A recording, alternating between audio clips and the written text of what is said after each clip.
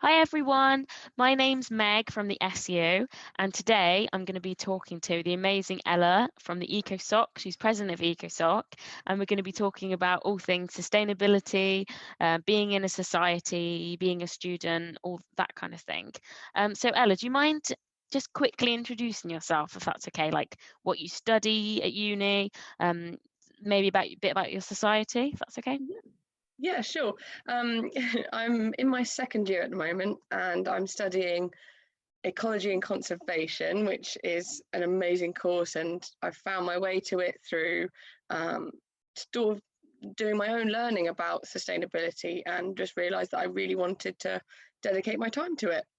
Um, and I was offered the president position for EcoSoc, and it's been really fun to um, do the events. And so last year I joined their events, and we did lots of walks, and we sort of worked on our ID techniques and things like that. We went up to a very windy walk up Devil's Dyke, and then this year we've kind of been online, so we've been doing lots of kind of sustainable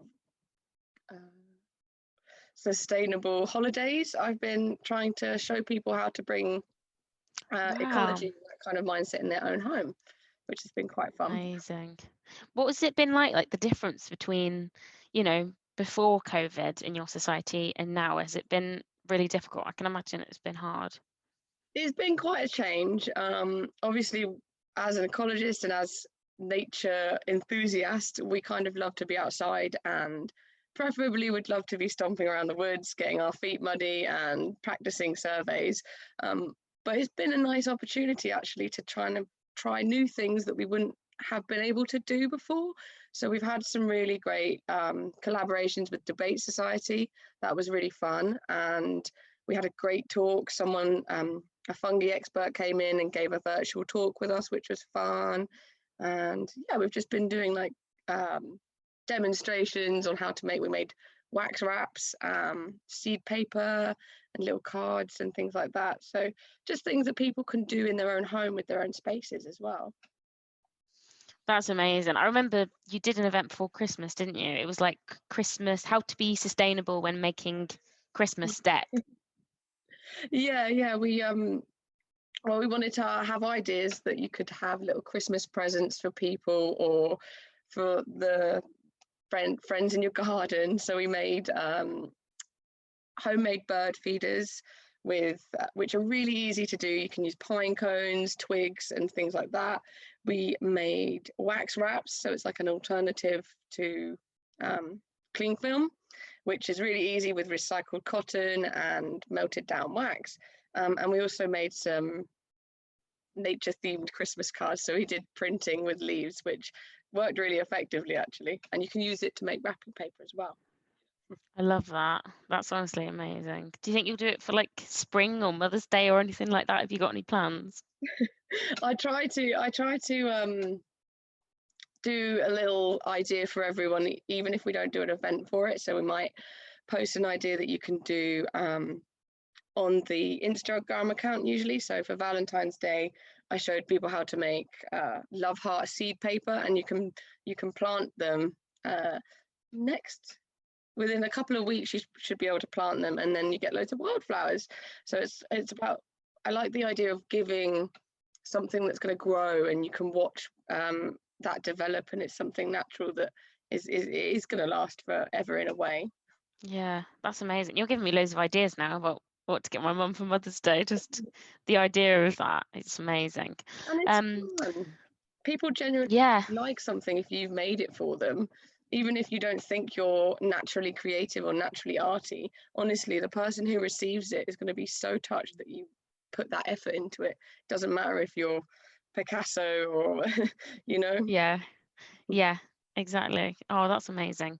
Um, so another question I wanted to ask you, was how can students right now be as sustainable as possible? Because I know a lot of students are wondering how they can be sustainable, how they can make that difference. And I know you yourself, you've got experience of being a sustainable student with renting, all of that.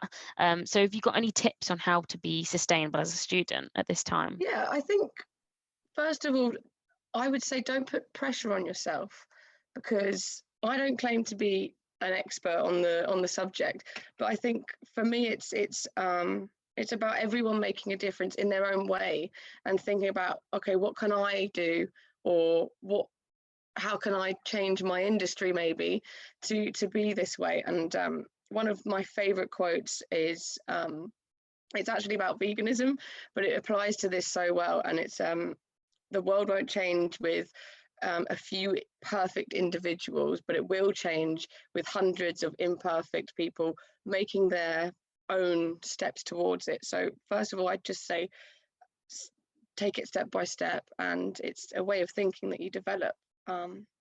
That's a really big thing for me. And Yeah. then you start with the recycling, looking at your labels. So be considerate where you spend your money and where you invest your money in. For me, that's what I like to do, is I like to think of, so if you're doing your shopping, for example, obviously we want to support UK farmers and maybe be considerate of how much meat you're eating, but also be thoughtful of what you're buying. So if you're buying, I don't know, coffee or bananas or dark chocolate, these are luxuries. Historically, they were luxuries, and we're flying them in from other countries. So treat it like a treat for yourself. I'm not saying you can never eat bananas, but be thoughtful of where you're putting your money into. Yeah, definitely. And that thing you said about like making small changes is so important. I actually saw a TikTok the other day, and it was a guy who was saying, "Oh, I could never be vegan because I love cheese too much." And then the other person said, "Well, you can be vegan and just eat cheese. Like you don't have to be completely vegan to, Yeah, there's make a no rules. difference." Yeah, no one's going to Yeah, come and tell you off. And there's actually a new term, because my mum started being vegan for her health, and yeah. then she started to realise how helpful it is for the environment as well. Hmm. And she actually uses the term flexitarian. It's an official term, and it just means you do what you want, and Yeah, you don't beat yourself up if you have a slip up. yeah. Eat vegetables and enjoy the process of trying new things. Hmm. And then if you do want to have some meat or have some cheese, I think just be thoughtful of where you're getting it from. Hmm. So I know it's quite difficult sometimes, that people think it can be quite expensive to go to a butcher instead of go to the supermarket or something like that. But there's loads of options out there, and just shop around and look around. I know Yeah. for students in Brighton, there's a butcher's right on Lewis Road that does things for students and have them in their Mm. mindset. So it's really good. Mm. Um, and house-wise, there's loads of options out there. By switching your energy suppliers, we use Octopus, because all my housemates are quite thoughtful like that. And also, I was really excited to tell you about this one, Meg. I'm going to change my phone provider to this new one. Have you heard of EcoTalk? No, I haven't. I'm super excited about it. It's just been released, and um, it's a phone company that's partnered up with the RSPB. And Chris Packham has been advocating it recently, and they've got set kind of tariffs that are very much student friendly, depending on how much usage you want. And then all of your money that they get for your bills, they use to buy land for nature reserves and Wow. for rewilding and things like that, and different nature uh, areas basically. So that's really cool, and that's something that I Oh, am wow. keen to do. So there's so many options out there, and like I said, Hmm. don't try and be perfect, because no one's going to be. But Yeah, be thoughtful about what you can do. So yeah, use less definitely. plastic. What changes can you do? Recycle when you can, reuse when you can. Um, Hmm. Another great thing that's just happening on Monday is a big thing about our world at the moment is our waste. Um, and we live in a kind of throwaway society where phones are made to last a year and stuff like this, and people are constantly having to buy the next thing. So again, that becomes more expensive, doesn't it? But it's really cool. They're actually opening a new law now that's called the right to repair. So as of Monday, manufacturers of electrical appliances, so that includes music equipment, so it's great for our musicians. It includes household things like fridges and cookers, and it's the right to repair is so that companies have to make it available that the product will last 10 years and you are able to buy parts for it, because a lot of parts you can't get. So the likelihood that you're going to have this huge appliance and, I don't know, a part of it that big will break and you can't use it. So with this new law, people are actually able to take action and take ownership and make things last longer, you know? Does it apply to Apple? Because I know Apple products, I feel like they're made to just not last long, so you have to buy the next thing. I'd be curious to see. I was reading up about it this morning, and they were saying about household appliances and musical equipment, but I would be quite keen to see if it applies to phones as well, because like I said, it's a kind of pressure by the phone company that you have to have the next like pressure, and it's unnecessary for students. If you can upgrade it in a different way or get an extra part for it, you know, it might be easier. And it's about trying to reduce that waste. I think in China they opened a different law to combat the same problem, whereas they kind of asked people to not throw away anymore and made it illegal to kind of dump electrical appliances, and then people started to repair them more, and things lasted. Wow. What was that phone company? What was it? Eco Talk, was it? Yeah. Need to write it down. I'm really excited to see. Wow. That's amazing. It's definitely legit, and it's nice to know that you're, like I said before, where you're investing your money into. Be thoughtful of who you want to support, you know? Definitely. And speaking of money, I think something students and people in general are worried about is they're intimidated by the idea of sustainability and it being expensive, and this whole idea of sustainability privilege. So what would you say to those people who are worried about that? Because I know a lot of people in their minds think, well, being sustainable is expensive, so I'm not going to bother, or like that kind of thing. It can be off-putting, definitely.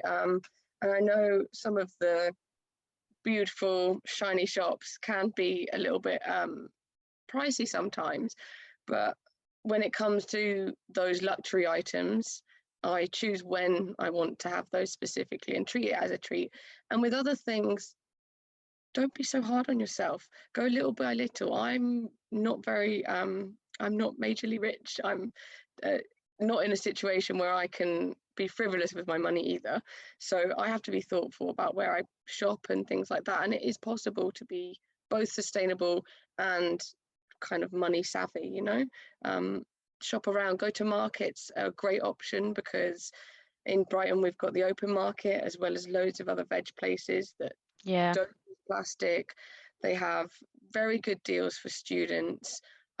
Like I said, with the butchers, there are options that we have, and things like reusing and reselling or swapping, as well as another great way. If you want something new, or if you're looking for a book, go to a charity shop, or if you can swap a book for someone else's book, you know.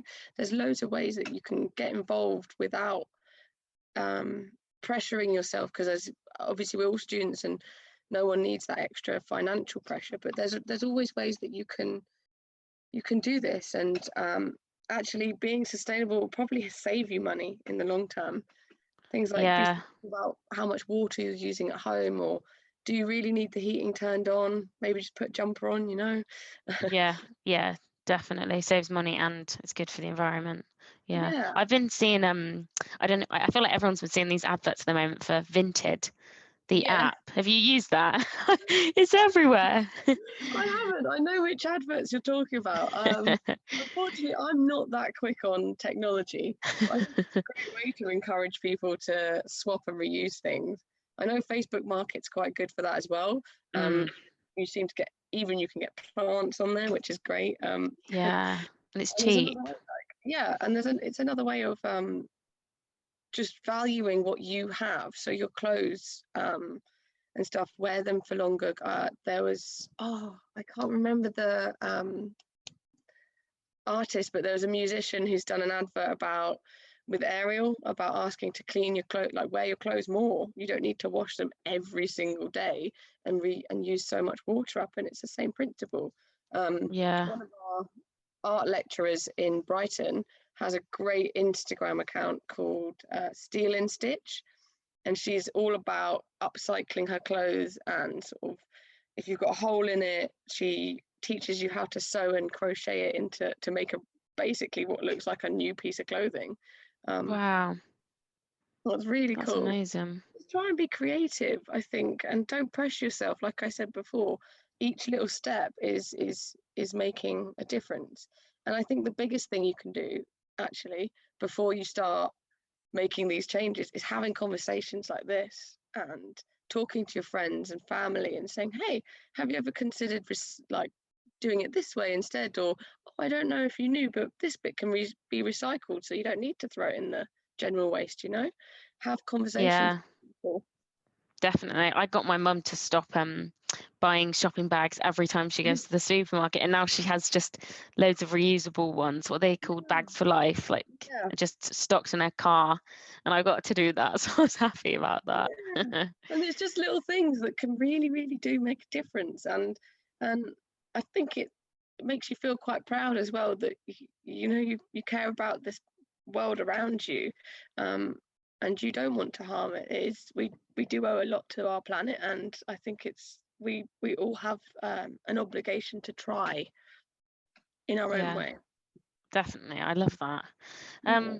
So a question I feel like is like hot at the moment, it's a hot debate, is whether the pandemic has affected has wait, what's the word I'm looking for? Has the pandemic helped the environment or harmed it since the pandemic? Because I know throughout the summer everyone was saying, oh, it's amazing, like we're seeing fish swimming in the sea and all that kind of thing because no one was on the roads. But then I guess there's also an argument that when we go back to normal, people aren't going to be using public transport as much because maybe they're used to using their Mhm. car. And also I know at the moment, instead of using like reusable cutlery, we've been using like plastic. We've gone back to plastic cups again, plastic forks in coffee shops, and we can't use reusable ones anymore. So, but it's a big debate. So, do you think it's a bit of both, or do you think it's harmed or helped the environment, the I pandemic? definitely think it's a bit of both. It's not that clear cut. It's not that black and white. There's always, I think, we get this a lot in class when we're discussing these kind of topics, and it's there's always a trade-off happening. So yes, there's some really great things that have come out of it, like people taking a step back and noticing nature a lot more. I was having conversations with people who never noticed the birds, and they were telling me like, Ella, I can hear birds in my garden. Wow. And it was lovely to see people reconnect again. And I think that is that first step into, if you care about something, you'll protect it, you know? And then there's been some really great papers released about it already, actually, on, for instance, what you were talking about just then about the, yes, nature has in some ways taken back. They looked at studies in America, for instance, that certain species were extending their ranges and exploring a little bit more, whilst others, but then on the other hand, others didn't, and they just kept to their normal ranges. And like you said, that's people are going to return back to normal. And so this is like a little rest break, I think. But it's it's provided scientists with a really unique opportunity to really assess our effects on nature, and also to look at what would happen if we were just to take a step back. And I think people are going to hopefully use this in conservation practices to inform what they can do and how they can manage.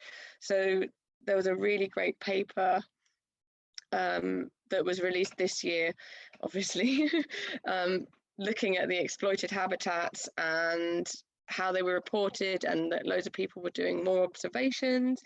And they said that they pointed out how we could use this information of how we've taken a step back and how it's helped nature to implement it into our lives. So for amphibian season, breeding season, for instance, certain roads could be closed and it wouldn't destroy our economy. We could still get to work, but you could just have little changes that could allow nature to have a break when they need it, so it could help them to do that. And I think it's also highlighted how really damaging we are to the environment, and it highlighted that the COVID crisis can be straight directly brought back to illegal trade and our misuse of wildlife. So I think there's been some really good things in it about raising awareness. It's given us time to study them and study the environment and see what we can change and how we can change it. But also other areas so there's been less visitors to safaris and wildlife reserves, so they've got less support. For example, some areas that maybe hadn't really been walked in very much, they've now been trampled because of high increases of walkers. So I think it's a trade-off. We have to be thoughtful about how we are affecting nature in every way. So we want people to go out and we want people to walk and enjoy the nature, but maybe just remind yourself of the countryside code, stick to the path, close the gates and things like that. So yeah, I think it's definitely a spectrum. There's been some really good benefits to it, and there's been some things that have taught us again what we can change, or areas that maybe we could be more thoughtful and careful. Yeah, But definitely. It's been an interesting year for ecologists to see this, and it's been nice for people to reconnect with nature, I think, and watch how they can take over again. Yeah, definitely. And I think, as you were saying, I think in this time people have realized, like you said, they connect with nature, and I think a lot of people have, and I don't want to say they have had nothing to do. I mean, a lot of us haven't had anything to do, so we've had to step back and think about what's important. So a lot of people are more interested now in like the injustices that happen in the world, whether it's the climate injustice, the racial injustice, gender, all that kind of thing. People are realizing, oh, this is important, I want to focus on this. So I guess that's really good, because we all get so caught up in our lives and we don't think about stuff that's important. Allow people to slow down, maybe.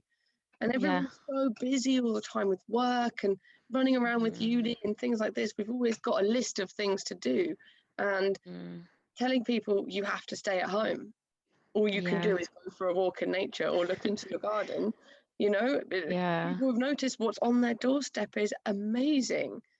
And the Big Garden Birdwatch, for example, happens every year, and it's a great citizen science opportunity. The RSPB run it, and they count garden birds, and it's observations, and they had record numbers of people counting this year and taking part. The same with the butterfly count and things like that. Loads of people have been just paying more attention. I think that's a really important step. Yeah, that's amazing. I know something else you're passionate about is the Hedgehog Campaign. Do you want to talk a bit about that, to, for people who don't know, and how to get involved? Yeah, definitely. It's a great campaign that's it's supported by Green Impact and the British Hedgehog Preservation Society.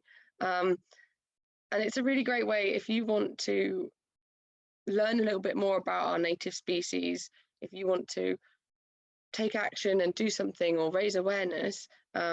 It's a group full of students and staff, and it's a collaborative effort. So it's not the teachers telling us what to do, and it's not us telling them what to do. It's a joint effort between everyone, which I think is really a unique opportunity. We don't get that option. We get to talk with our lecturers, but we don't get to work with them on that kind of level very much. So I think that's a nice, unique opportunity about it. And then it's focused on protecting hedgehogs on our Brighton campus, and showing people the little steps that you can do just to make sure and support them, because unfortunately, although globally hedgehogs aren't vulnerable, locally in the UK they are now classified as vulnerable to extinction, and their populations have really drastically dropped.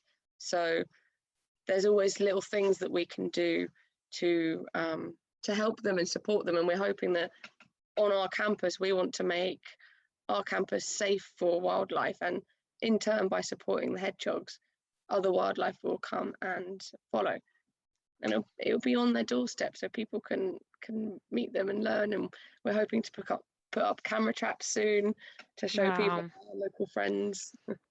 That's amazing. And I know you guys you've reached bronze recently, haven't you? Yes. Sorry, I forgot to mention. Yeah, we amazing. recently got the accreditation, so the University of Brighton is officially hedgehog friendly campus. I'm very excited. And now we're going to work towards our silver accreditation, so we get to do a little bit more practical things. So we're hoping to leave a log pile in a messy area and a dedicated hedgehog area on campus. We're hoping to plant some flowers, and do some surveys. So see, actually, do we have hedgehogs on our campus? How many do we have living here? I know there are badgers behind Moorcombe campus, so there's loads of wildlife around here, and we want to make sure they feel welcome on our campus. Wow, that's so amazing. That's incredible. Lastly, I just wanted to talk about the event that's happening on the 11th of March with the EcoSoc, the Debate Soc, and the SU. Did you want to just talk about that that's happening next week? Yes, we are super excited. We've been in, so this is a collaboration, like you said, with EcoSoc, the BSU, and Debate Society. And what we're trying to do is we're trying to raise awareness about this campaign called the Green Renters Campaign that's being run by the BSU. And we also wanted to give people an opportunity or a platform, shall we say, to share their voice and share their opinions about topics that are really important to us as students, and things similar to what we've been talking about today. So we've got topics such as fashion sustainability, sustainability privilege, marine pollution, and plastic pollution. And we'll be joined by 3 guest speakers, which is really exciting. So we've got a couple that are external visitors, and we've got one of our own university lecturers that's joining us, Dr. Karina, and she'll be talking about marine pollution. So I think that's really cool because it's so relevant to Brighton as a community. I think people are really connected to the sea here, and you love that and you want to protect it. So I think it's important for people to understand what's happening, and hopefully empower people to realize that they have a voice. They can do something with whether it's small kind of like making an art project, or having a discussion with someone, or going out and joining a march or something like that. There's always different ways that people can spread their voice, and help. And then the Debate Society will be rounding it off with a debate, which will be a great chance for us to have a little bit of fun and share your voice, and see what everyone else thinks. I think it's great to learn from other people. Like I said, I'm no expert, and having conversations with people about this each day, I learn something new.